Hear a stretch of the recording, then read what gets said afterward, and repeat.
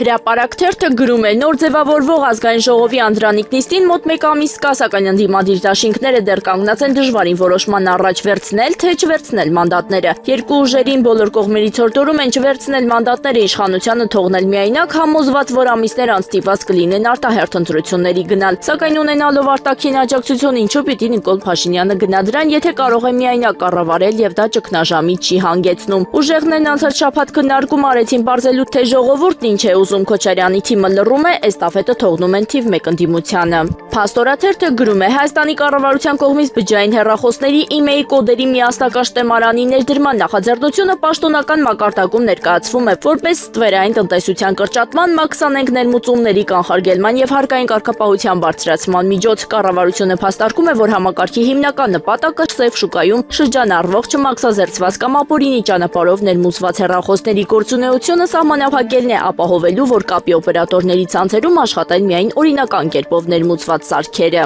Ըստ նախաձեռնության նախատեսվում է, որ 2027 թվականի հունվարի 1-ից համակարգն ամբողջությամբ կգործի, իսկ յուրաքանչյուր բջջային սարք, անկախ նրանից դա սմարթֆոն է, պլանշետ, խելացի ժամացույց, թե կապի հնարավորությամբ այլ սարք, պետք է անցնի համապատասխան նույնականացման եւ գրանցման գործընթաց։ Ժողովուրդ օրաթերթը գրում է Ժողովուրդ օրաթերթի տեղեկություններով իրավապահ համակարգում այս օրերին փաստացի կարճատև դադար է հայտարարված։ Ժողովուրդ օրաթերթի տեղեկություններով մինչև հուլիսի 4-ը նախաքննական մարմինները հիմնականում զբաղված կլինեն նախապատրաստական աշխատանքներով, ամփոփելով արդեն հարուցված քրեական գործերը, ինչպես նաև ուսումնասիրելով ձեռք բերված օպերատիվ տվյալները։ Իսկ սահմանադրական դատարանի հուլիսի 4-ի որոշումից հետո իրավապահները պատրաստվում են նոր ընթացք եւ առավել ակտիվ փուլ հաղորդել ընդդիմադիր քաղաքական ուժերի ներկայացուցիչների նկատմամբ հարուցված քրեական վարույթներին։ Այդ ժամանակ էլ առավել հստակ կդառնա, թե ինչ զարգացումներ են սպասվում ընդդիմադիր քաղաքական ուժերի ղեկավարներին եւ նրանց թիմակիցներին։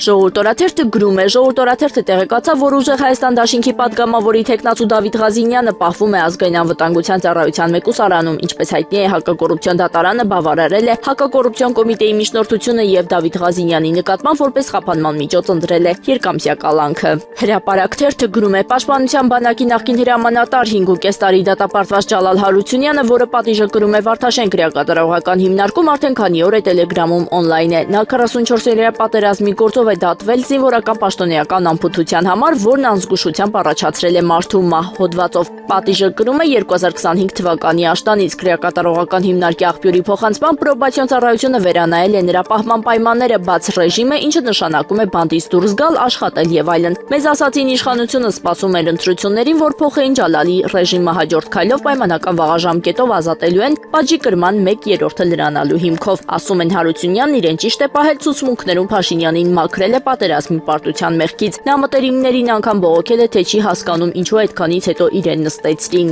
Հրապարակ օրաթերթը գրում է չնայած Նիկոլ Փաշինյանն անցած շաբաթ ճեպազրույցում հայտարարեց, որ կառավարությունում փոփոխություններ չի նախատեսում, սակայն մարզպետների կազմում սպասվում են։ Խոսում են, որ մարզպետի պաշտոնին հրաժեշտ կտան Արմավիրի եւ Կոտայքի մարզպետներ Վահրամ Խաչատրյանն ու Ահարոն Սահակյանը, նրանք գործադիրից օրենսդիր կտեղափոխվեն падգամավորի կարգավիճակում։ Ամիսներ անց էլ Լոռու մարզի հաստիքը թափուր կդառնա, քանի որ Արեն Մկրտչյանին դիտարկում են Վանաձորի քաղաքացիական պայմանագրի թեկնածու։ Խոսակցություններ կան նաև, որ հնարավոր է Շիրակի մարզպետ Դավիթ Արոշանյանին էլ նորից խորհրդարան վերադարձնել, մինչև 2028 թվականը մարզպետների ինստիտուտը վերանայելու է։